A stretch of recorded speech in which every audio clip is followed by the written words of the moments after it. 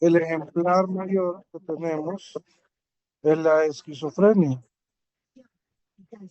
La esquizofrenia, pues la definimos como un síndrome de etiología desconocida que se caracteriza por la presencia de alteraciones cognitivas, emocionales, de la percepción, del pensamiento y de la conducta. La esquizofrenia está bien establecida como un trastorno del encéfalo que va a cursar con alteraciones estructurales y funcionales que pueden visualizarse en las pruebas de neuroimagen. Permítanme.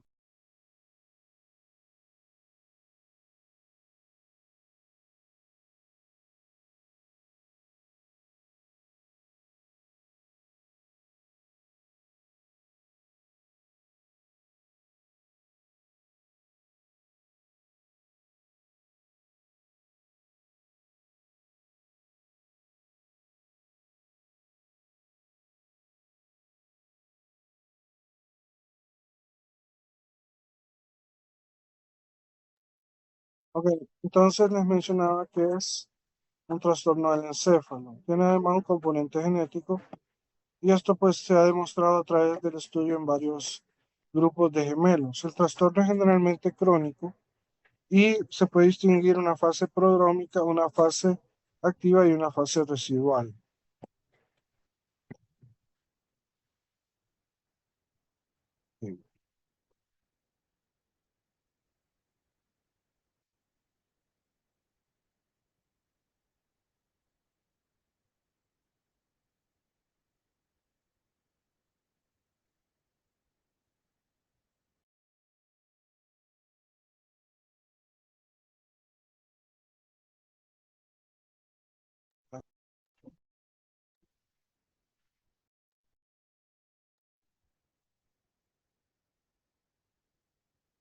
Entonces, es importante esto de la fase activa, de la fase prodrómica y de la fase residual, ya que estas tienen que ver con la evolución de la misma. Y muchas veces que encontramos la esquizofrenia en la fase prodrómica y residual y creemos que el paciente tiene otro trastorno, ¿verdad? A veces es difícil poder llegar al diagnóstico de esquizofrenia eh, en esta fase prodrómica, ¿verdad? Entonces, ¿qué vamos a hallar en esta fase prodrómica? Bueno, vamos a encontrar síntomas atenuados, como ser creencias extrañas o extravagantes, un pensamiento mágico, deterioro de la capacidad de cuidar de sí mismo y problemas en las relaciones interpersonales. Una vez, y lo mismo puede pasar en la residual, ¿verdad? Una vez que pasa la fase prodrómica, vamos a la fase activa, donde ahí sí está bien marcado lo que son las alucinaciones, las ideas delirantes y, y la desorganización del pensamiento. Entonces, aquí pues podemos ver que aquí los síntomas son mucho más marcados que en la fase prodrómica y son muy claros, ¿verdad? Hay las alucinaciones auditivas, eh, completas o incompletas, predominan las completas de pasividad, ¿verdad? De referencia. También hay el pensamiento sonoro, ¿verdad? Que le dicen otros colegas. Eh, Hay alteración en el control del pensamiento, etcétera, ¿no? Fue desde la década de 1970 que el número de pacientes, permítanme,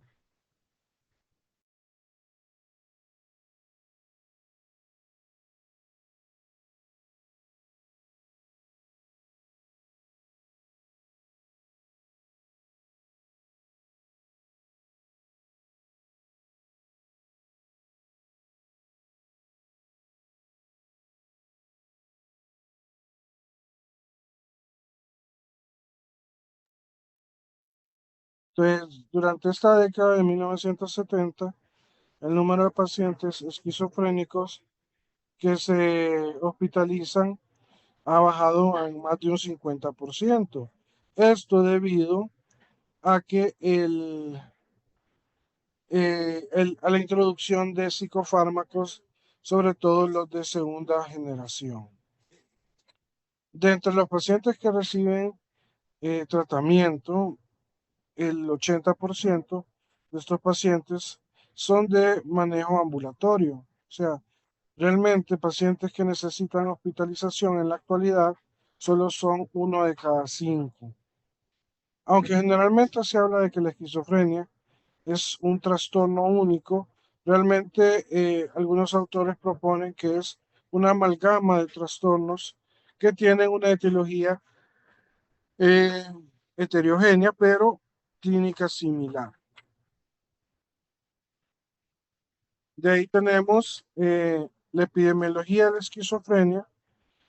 Su prevalencia a lo largo de la vida llega hasta un 1% en comparación con el trastorno depresivo, que llegaba hasta un 15 o 16% eh, a lo largo de la vida. Ocurre en todo tipo de sociedad y regiones geográficas y se habla de una incidencia de 2 millones de casos nuevos en cada año.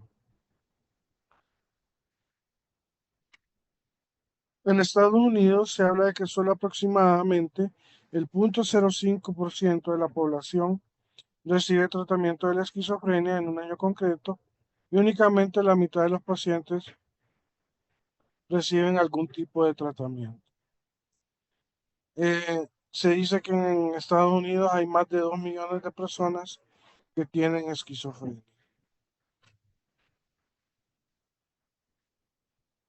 De ahí tenemos la epidemiología a través del sexo y la edad. Eh, Se habla de una prevalencia similar en el hombre y en la mujer, pero en el varón suele iniciar un poco antes. Eh, Se habla que la edad de inicio varía entre los 15 y 35 de años y a la mitad de los casos ya ha aparecido antes de los 25.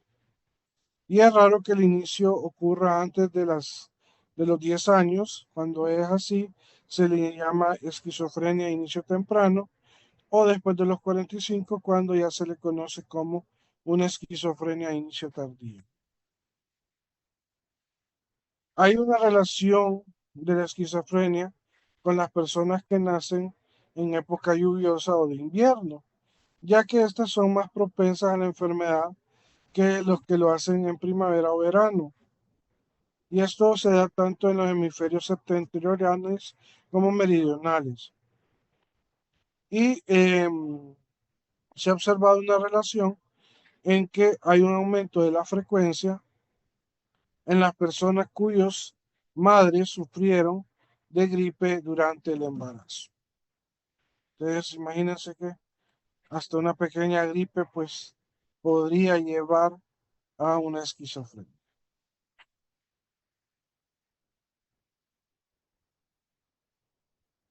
Con respecto a la religión, los judíos se afectan menos que los protestantes y católicos y la prevalencia es mayor entre las poblaciones que no son blancas, ¿verdad?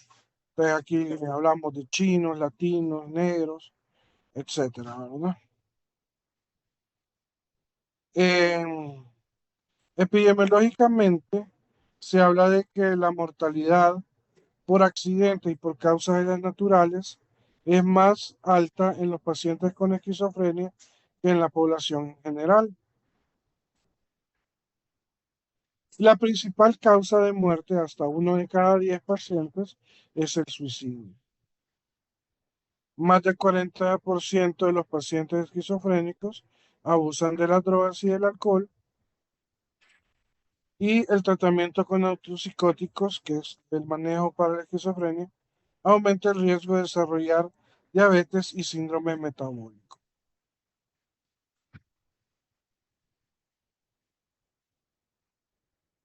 La esquizofrenia a nivel de aspectos socioeconómicos es más frecuente en los menos privilegiados. También hay una alta prevalencia entre los inmigrantes recientes y es más común en grandes metrópolis donde se superan los millones de habitantes.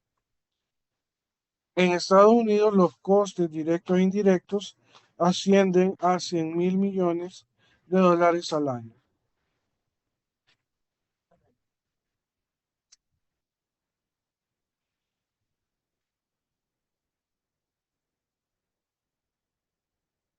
Desde el punto de vista etiológico, la esquizofrenia cuenta con una heterogeneidad sintomática y pronóstica, y no se ha podido aislar un solo factor aislado, entonces se considera que es una enfermedad multicausal y por lo común se aplica el modelo de diátesis y estrés, según el cual la persona que padece esquizofrenia presenta una vulnerabilidad biológica específica o diátesis y se desencadena por el estrés y luego manifiesta los síntomas de la esquizofrenia.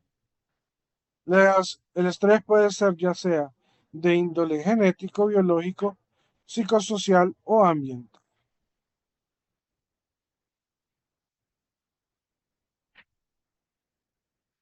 Desde el punto de vista genético, se han propuesto diferentes teorías monogenéticas y poligenéticas, aunque ninguna de ellas se ha podido comprobar de manera definitiva.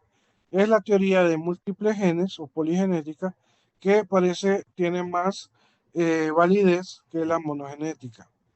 Esto lo han determinado a través de estudios de consanguinidad, donde la incidencia en las familias es mayor que en la población general y la concordancia entre gemelos monocigóticos excede la de los disigóticos. También se han realizado estudios de adopción.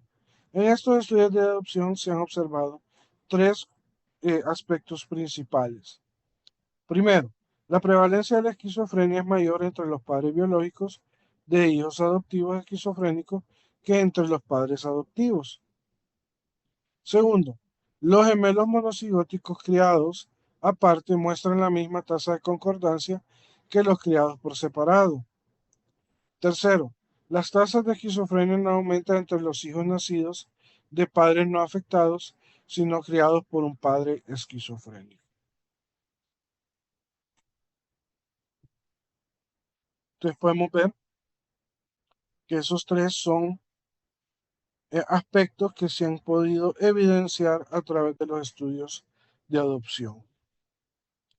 Dentro de las mismas teorías monogenéticas o monogénicas y poligénicas, se habla de que el trastorno se puede transmitir a través de dos padres sanos que no hayan expresado la patología. La presentación del trastorno varía desde muy grave hasta menos grave. Cuando hay una afectación más grave, hay un mayor número de familiares enfermos que aquellos con una afectación leve.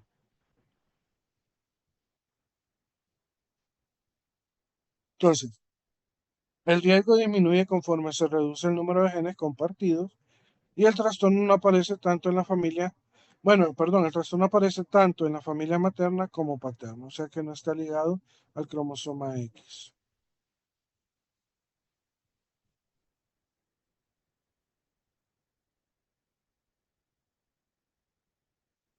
La prevalencia por consanguinidad en la población general ya habíamos mencionado que es del 1 al 1,5%.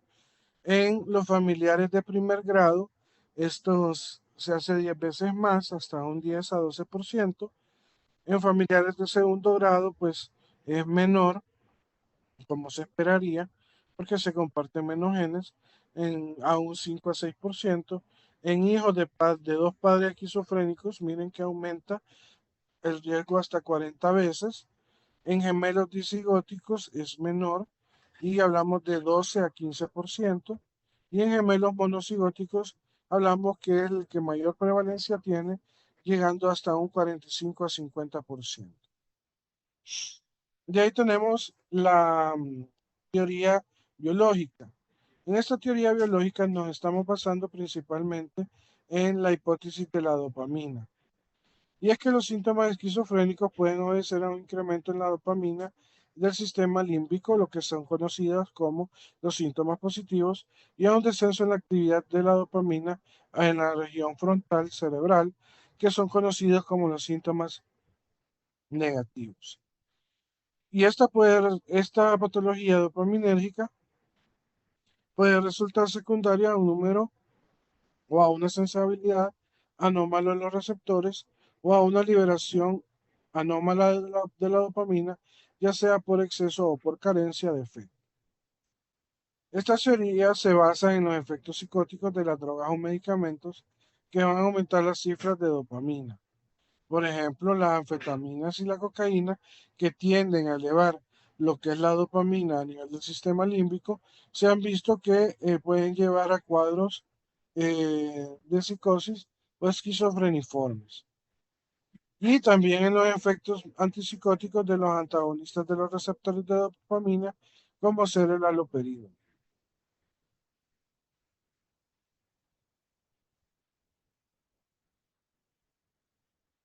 Se han identificado que los receptores dopaminérgicos son un grupo de receptores que van desde el D1 al D5. Se piensa que el receptor D1 contribuye a la presencia de los síntomas negativos de la esquizofrenia. En cambio, el D2 es el que se ve relacionado con síntomas positivos de la esquizofrenia. En la actualidad ya se están empezando a desarrollar agonistas y antagonistas de los receptores D3 y D4. Existe una medición del metabolito de la dopamina, el ácido homovanílico, que puede corresponder con la intensidad y la capacidad potencial de respuesta al tratamiento de los antipsicóticos.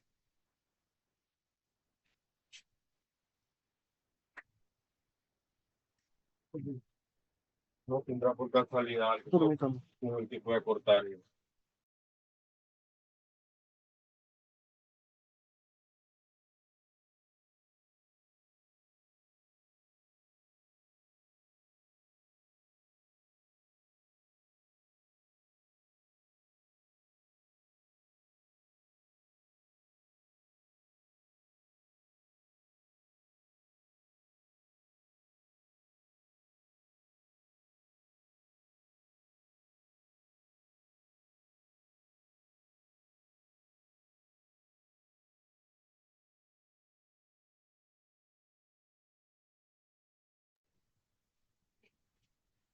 Entonces tenemos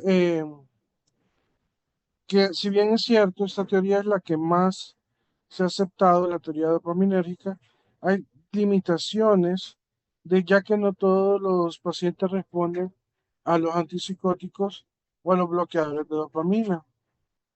Y esta interrelación hace que se piense que no solo se ve afectada la parte dopaminérgica, sino que también hay un efecto serotoninérgico y de otras sustancias como ser los aminoácidos para considerar la génesis de la esquizofrenia. De ahí tenemos la hipótesis de la noradrenalina. Aquí el incremento en las cifras de noradrenalina en la esquizofrenia aumenta la sensibilización a estímulos sensoriales. Esto pues podría hacer, esto podría hacer de que las personas pues tuvieran alterada lo que es la percepción, que es uno de los aspectos que se ve alterado en la esquizofrenia. De ahí tenemos la hipótesis del ácido gamma aminobutírico, donde hay una disminución de la actividad GABA, lo que aumenta la actividad de la dopamina y por ende, pues que se produzca mayor sintomatología dopaminérgica positiva. Otra hipótesis es la hipótesis de la serotonina, donde se ha observado que el metabolismo de la serotonina se haya alterado en algunos casos de esquizofrenia crónica y se ha descrito tanto la hiperserotoninemia como la hiposerotoninemia. En concreto, se ha subrayado que el antagonismo de los receptores serotoninérgicos 2 es fundamental para reducir los síntomas psicóticos y para que aparezcan los trastornos motores relacionados con el antagonismo de los receptores D2. Los estudios sobre los trastornos del estado de ánimo revelan que la actividad serotonínica está implicada en la conducta suicida e impulsiva y también pueden manifestar los pacientes esquizofrénicos. También tenemos la hipótesis del glutamato, y es que aquí se observa una hipofunción del receptor de glutamato N-metil de aspartato y se ha propuesto como una causa de los síntomas tanto positivos y negativos de la esquizofrenia.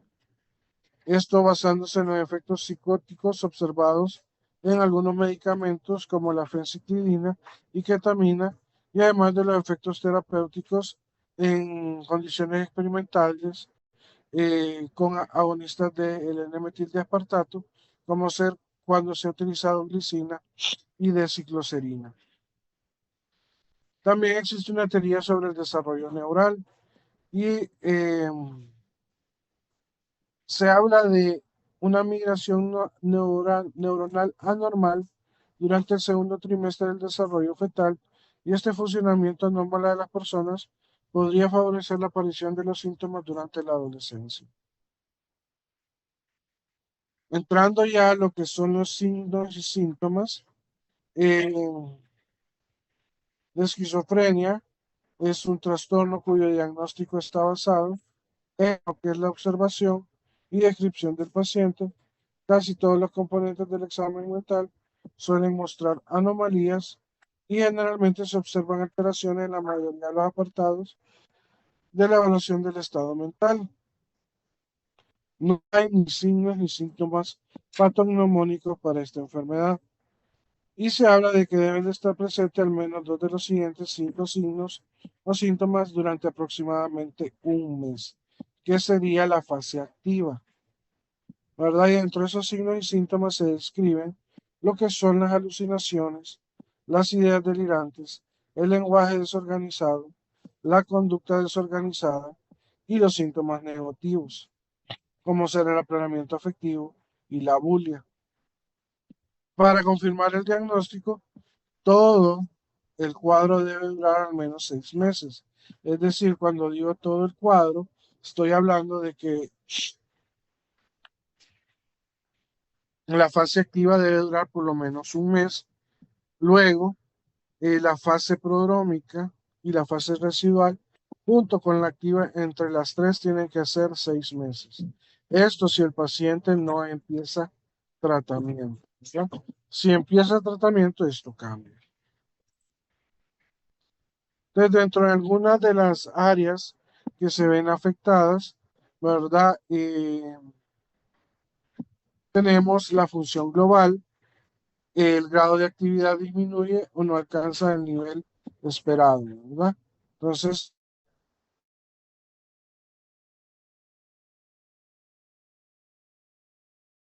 malo. Van a haber ideas delirantes,